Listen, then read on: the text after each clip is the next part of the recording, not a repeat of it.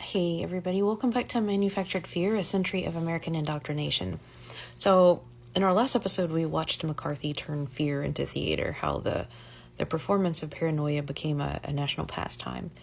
But after the lights went out on those hearings, something else happened. America didn't retire its fear, it monetized it. The next act wasn't about rooting out enemies, it was about selling freedom.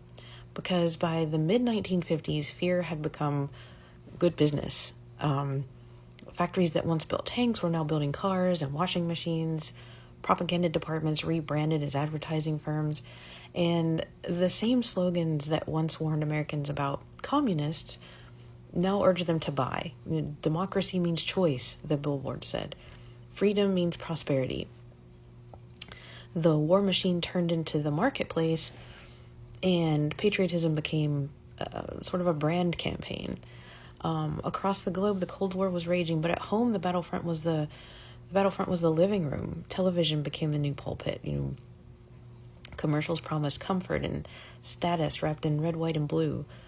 Owning more wasn't just convenience; it was proof of loyalty. Buying American was cast as an act of defiance against the Soviet threat. Capitalism had found its theology, and its gospel was consumption.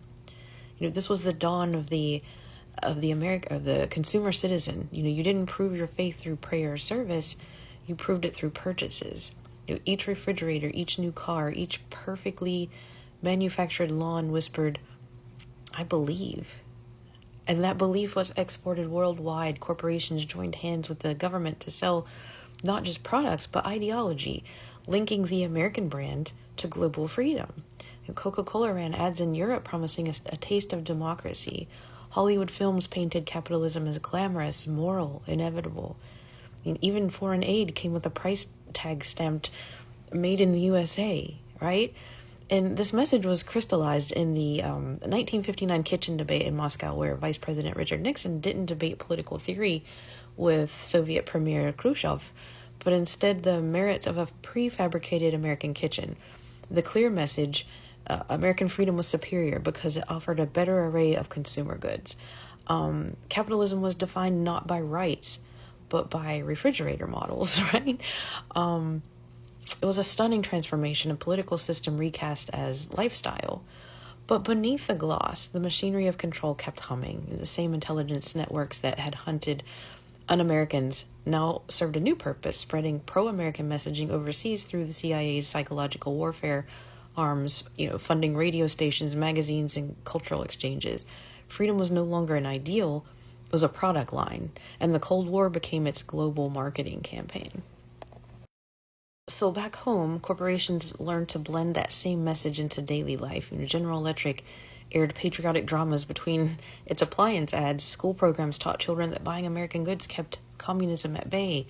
Even the suburbs themselves, the perfect homes with the perfect families, were sold as proof that capitalism worked. It was paradise with a mortgage and a defense budget. And while the world was buying America's brand of freedom, the military-industrial complex, a term coined by retiring President Dwight D. Eisenhower, was quietly thriving. Fear fueled spending. Spending justified fear. After World War II, the U.S. never fully demobilized. Defense spending, which had averaged less than 1% of the GNP before the war, settled permanently into the 8 to 10% range, a massive institutionalized economic engine dependent on a perpetual enemy, right?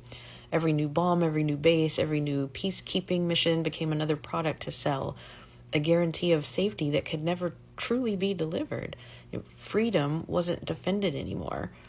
It was manufactured, distributed, and endlessly upgraded. The genius of the era was how seamless it all felt, right? You could buy a car, watch a sitcom, and feel patriotic.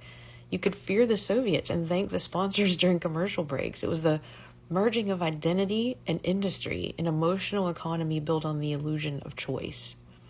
And for a while it worked. The post-war boom swelled. Middle-class families filled neighborhoods that looked just like the advertisements. But not everyone was invited into the dream. Black families were redlined out of suburbs. Women were told their freedom was found in domesticity.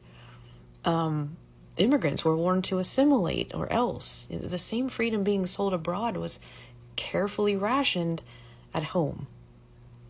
By the end of the decade, America had perfected the art of selling belief. You didn't need to suppress dissent when you could drown it in noise.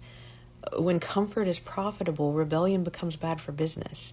And that's how indoctrination evolves. It stops feeling like control and starts feeling like belonging.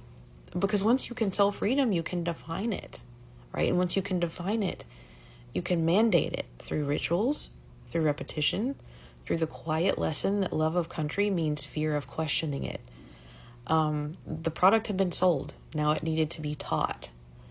So if you've enjoyed this and want to keep going, hit that follow button and stay tuned for part 6 of Manufactured Fear, Children of the Flag, where we'll see how that fear of disloyalty was sewn into childhood itself, woven through the pledge, the prayers, and the classrooms that taught a generation what to fear and who to trust. All right, see you guys later.